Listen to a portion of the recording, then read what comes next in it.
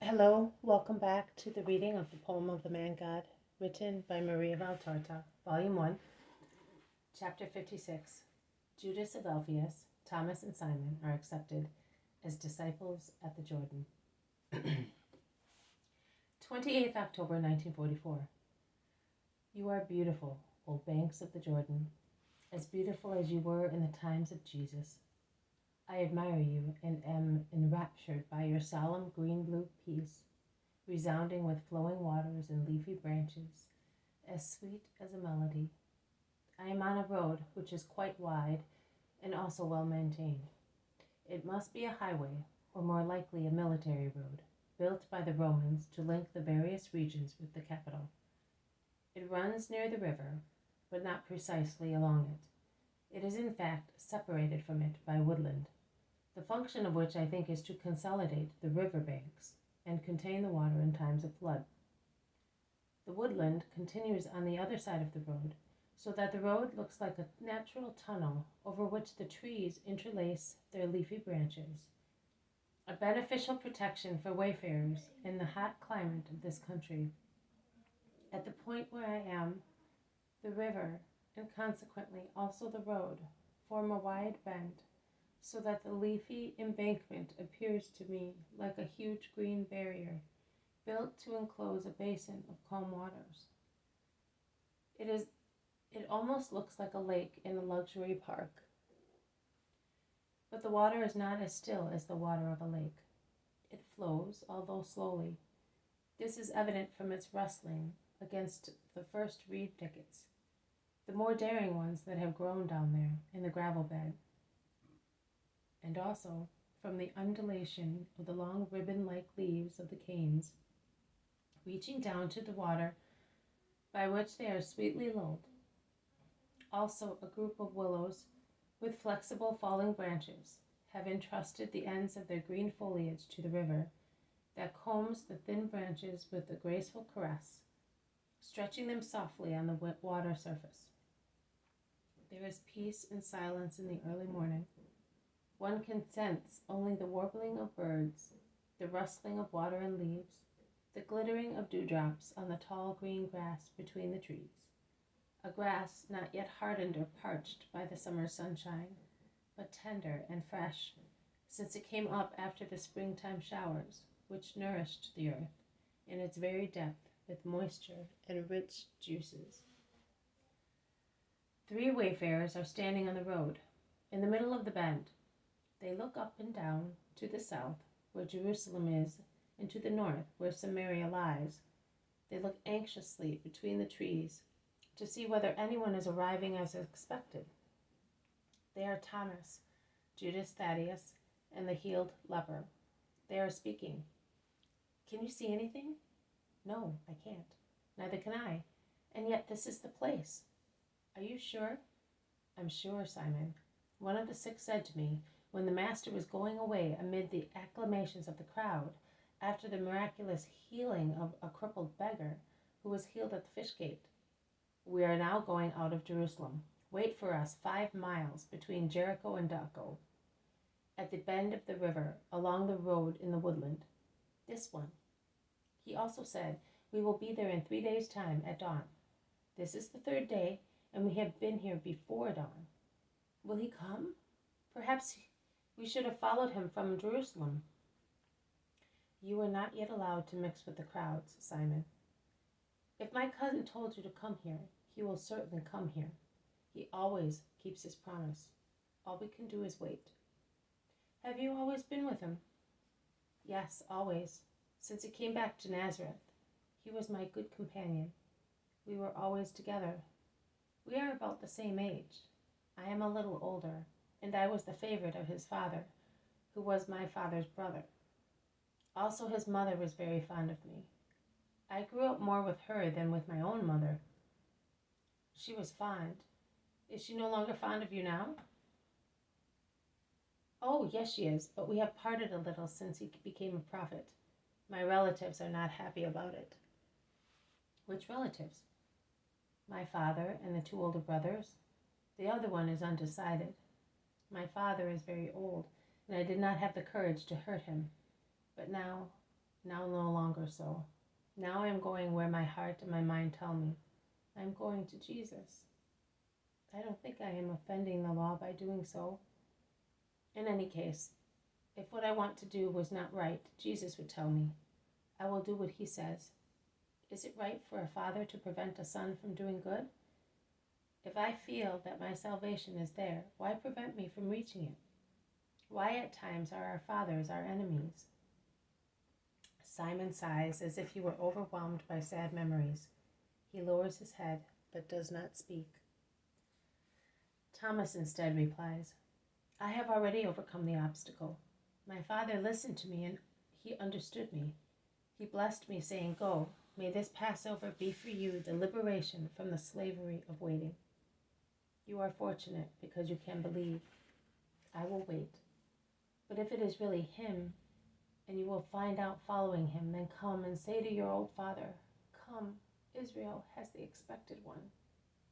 You are luckier than I am, and we always lived beside him, and we in the family do not believe. We say that as they say, he has gone mad. There is a group of people, shouts Simon. It's him! It's him! I recognize his fair head. Oh, come, let us run. They start walking fast, southwards. When they reach the center of the bend, the trees cover the remainder of the road, so that the two groups face each other unexpectedly. Jesus seems to be coming up from the river, because he is among the trees on the bank.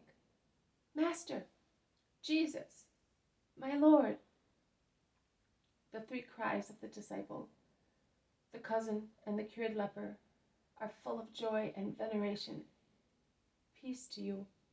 There is the beautiful, unmistakable, full, resonant, calm, expressive, clear, virile, sweet, incisive voice.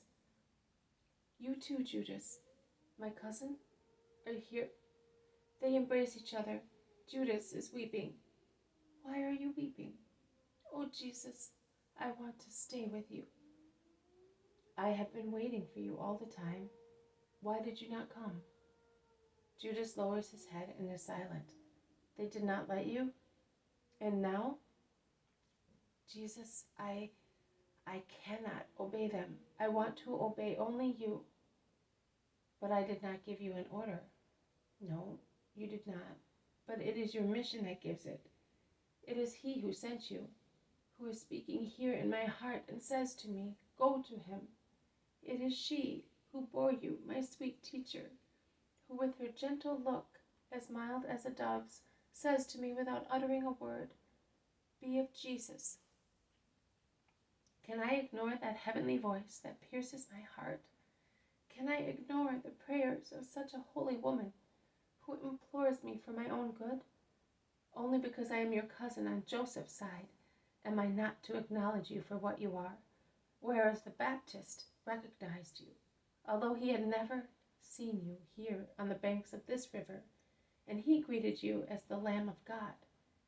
And should I not be capable of anything, although I was brought up with you, and I was good because I followed you, and I became a son of the law through your mother, from whom I learned not the 613 precepts of the rabbis, besides the scriptures and the prayers, but the essence of them all?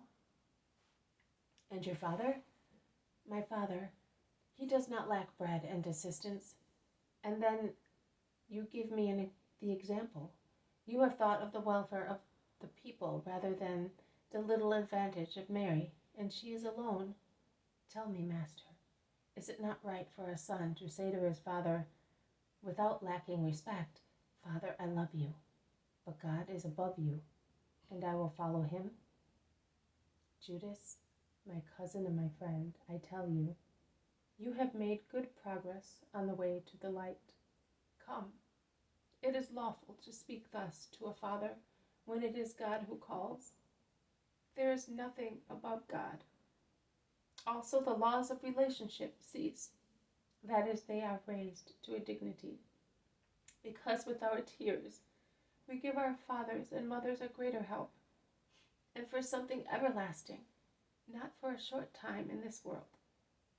we draw them with us to heaven, and by sacrificing our affections to God. So Judas, stay here. I have been waiting for you, and I am happy to have you, the friend of my life at Nazareth. Judas is touched. Jesus addresses Thomas. You obeyed faithfully. That is the first virtue of a disciple. I came because I want to be faithful to you. And you will be, I tell you. And you who are hiding shyly in the shade, come here, do not be afraid. My Lord, the ex-leper is at Jesus' feet. Stand up. Your name? Simon. Your family? My Lord, it was powerful. I was powerful too. But bitter sectarian hatred and errors of youth damaged its power. My Father, oh, I must speak against him who caused me to shed so many earthly tears. You see, you saw the gift he gave me. Was he a leper? He was not. Neither was I. But he suffered from another disease, which we in Israel associate with various forms of leprosy. His caste, was then triumphant. He lived and died as a powerful man at home. If you had not saved me, I would have died in the valley of sepulchres. Are you alone? Yes, I am. I have a faithful servant who looks after what property is left. I sent word to him. And your mother? She is dead. The man seems embarrassed. Jesus looks at him attentively. Simon, you asked me, what shall I do for you? Now I say to you, follow me. I will at once, my Lord, but let me tell you one thing. I was called Zealot because of the caste, and Canaanian because of my mother. See, I am of a dark complexion. In my veins there is the blood of a slave woman. My father had no children from his wife, and he had me from a slave. His wife was a good woman, and she brought me up as her own son. She took care of me in my endless illnesses until she died. There are no slaves or freemen in the eyes of God. There is only one slavery in his eyes, sin, and I have come to abolish it. I am calling everybody because the kingdom is of all men. Are you a learned man? Yes, I am. I also had my position amongst the important people, as long as my disease was hidden under my clothes. But when it spread to my face, my enemies then could not believe they were the last able to confine me amongst the dead. Although a Roman doctor of Caesarea, when I consulted him, told me that mine was not real leprosy, but hereditary serpigo, which I would spread only by procreation.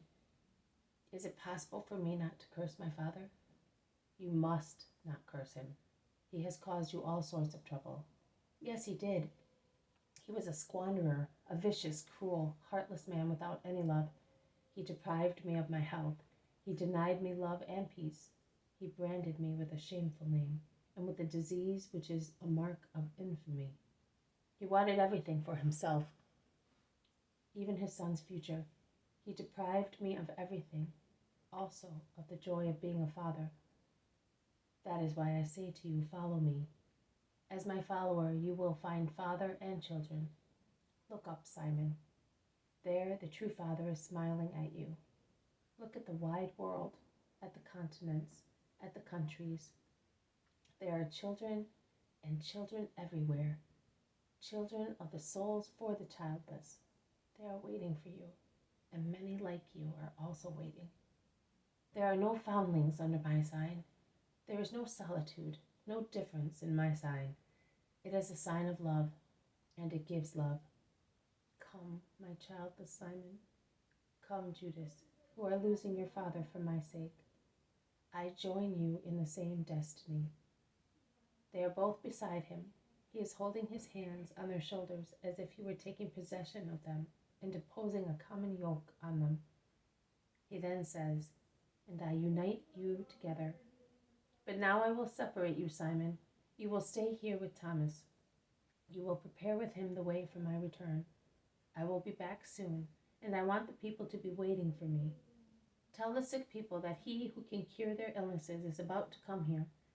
You can certainly tell them that. Tell those who are waiting that the Messiah is among his people. Tell the sinners that he who forgives has come to give them strength to rise. Will we be able to do that? Yes, you will. All you have to say is, he has come. He calls you. He is waiting for you. He has come to grant you graces. Come here to see him. And to these words, add a report of what you know. And you, Judas, my cousin, come with me, and these. But you will stay at Nazareth. Why, Jesus? Because you must prepare my way in my fatherland. Do you think it is a small mission? I can tell you that there is not a harder one. Jesus sighs. And will I succeed? You will and you will not. But it will be sufficient to be justified. Justified of what? And with whom? With God, with your fatherland, with your family. They will not be able to reproach us because we offered good things. And if the fatherland and the family will disdain our offer, we shall not be blamed for their loss. And what about us? You, Peter, you will go back to your fishing nets. Why?